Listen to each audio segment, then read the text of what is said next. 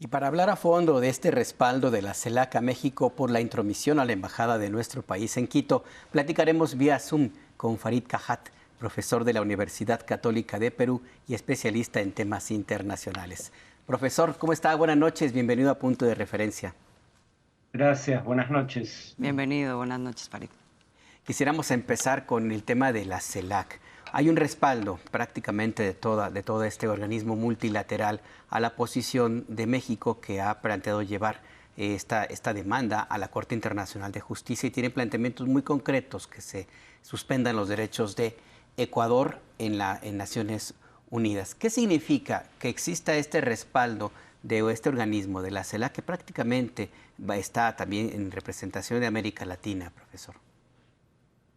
Bueno, como indicó, es un organismo de América Latina y el Caribe, es decir, excluye a Canadá y Estados Unidos, que sí están, por ejemplo, en la Organización de Estados Americanos.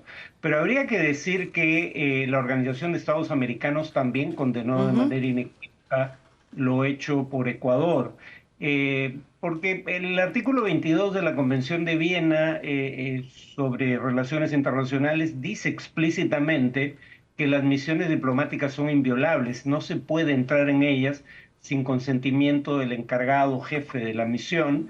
El gobierno ecuatoriano alega que a su vez la Convención sobre Asilo de Caracas de 1954 dice que no corresponde otorgar asilo a personas que estén encausadas o hayan sido condenadas ante tribunales ordinarios por crímenes comunes, pero dice explícitamente en su siguiente artículo, y por eso el alegato de Ecuador es irrelevante, que quien decide si estamos ante un caso de persecución política que amerita el asilo o ante un caso de delitos comunes es el Estado asilante, es decir, México. En ese sentido no hay posibilidad de error en cuanto a la gravedad de lo hecho por el Ecuador. No recuerdo nada así en el hemisferio occidental, ni siquiera bajo dictaduras, ¿no? En Perú, por Así es. ejemplo, un líder político allá de la Torre estuvo 6 años en la Embajada de Colombia, asilado, y aunque no se le dio salvoconducto para salir del país, la dictadura del general Odría en el Perú de la época, en los años 50, jamás se le ocurrió la idea de incursionar por la fuerza y capturarlo. Que Ecuador sigue insistiendo en que lo que hizo fue legal, es lo que lo expone al pedido de México de ser separado de entidades como la ONU. Farid, qué bueno que mencionas la condena en la que también participa la OEA, de la cual, bueno, estamos hablando de un organismo continental en el cual forma parte también Estados Unidos. Lo digo porque no se puede dejar de ver esto que estamos viendo como una condena unánime a la violación de la Convención de Viena, a la vista de otras cosas que están pasando en el mundo, en donde también se da una violación, por ejemplo, en el ataque al consulado de Irán en Siria, pero no se da la misma reacción, no hay unanimidad, no hay una condena, y sí se dan otra serie de eventos. ¿Cómo ves este paralelismo entre un caso y otro, donde entonces, si me permites, me parece muy significativo esta otra propuesta de México de dejar asentado un mecanismo por el cual no solo haya una condena, sino se pueda dar una especie de sanción a un integrante de la ONU que pueda ser expulsado sin que el Consejo de Seguridad pueda vetarlo? Ahí el problema práctico es que quien tiene que decidir si el veto procede es el propio Consejo de Seguridad, incluyendo los 5 miembros permanentes con derecho a veto, y hasta ahora han sido reacios a limitar esa atribución. Pero digamos, es un caso similar. Digamos, hay una diferencia, ¿no? Mientras que Ecuador y México han tenido históricamente buenas relaciones, Israel e Irán son rivales. Irán no reconoce a Israel como Estado. Bueno, Israel tampoco reconoce a la República Islámica. Y además, aunque no han tenido nunca una guerra directa, sí han lanzado ataques recíprocos.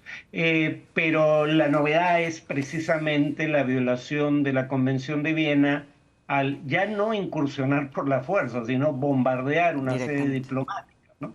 Israel no lo admite públicamente, pero digamos, funcionarios israelíes le dicen al New York Times que no solo fueron ellos, sino que niegan que la sede en cuestión fuera una misión diplomática.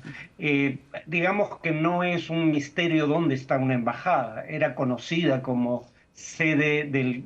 el edificio atacado era sede del consulado de Irán, era algo de conocimiento público. Israel no puede alegar que no le reconocía el estatus de sede diplomática.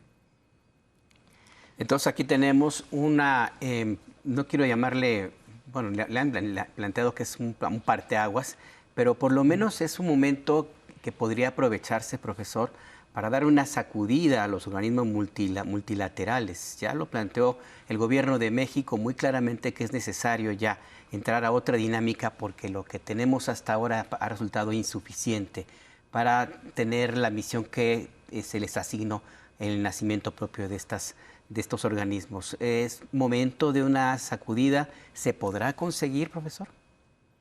Nuevamente el gran obstáculo son los 5 miembros permanentes con derecho a veto. O sea, tendrían que limitar voluntariamente su derecho a veto. No hay otra forma de conseguirlo, pero habría que recordar que Irán llevó el tema del ataque israelí al Consejo de Seguridad de la ONU, o intentó hacerlo, y cuando menos Estados Unidos amenazó con vetar cualquier intento de resolución. Solo en ese contexto Irán decide lanzar una acción en represalia que en mi opinión también viola el derecho internacional, pero que probablemente no habría ocurrido de haber hecho el Consejo de Seguridad su trabajo, que era condenar lo hecho Exacto. por Israel. Y ahora no solo no se condenó eso, sino que las potencias occidentales condenan la acción de Irán sin haber condenado previamente la acción israelí, que fue la Así es. primera violación flagrante del derecho internacional, y esos mismos países siguen negando la comisión del delito de genocidio en Gaza, que está ocurriendo ante nuestros ojos, y se están exponiendo, como ya le pasó a Alemania, a que sean llevados ante la Corte Internacional de Justicia por probable complicidad con lo que la propia Corte, por una votación de 14-1 entre sus jueces, determinó era un caso plausible de genocidio en Gaza. Pues justamente por eso lo simbólico de lo que hoy vemos en esta cumbre de la CELAC, del propio planteamiento de México y en la identificación también de dónde están los grandes obstáculos para avanzar hacia un esquema multilateral que sea más viable para promover pues, la tersura en la relación entre los países. Farid Kajat, muchísimas gracias por habernos tomado esta comunicación y seguimos en contacto. Un gusto como siempre, Azul. Hasta luego.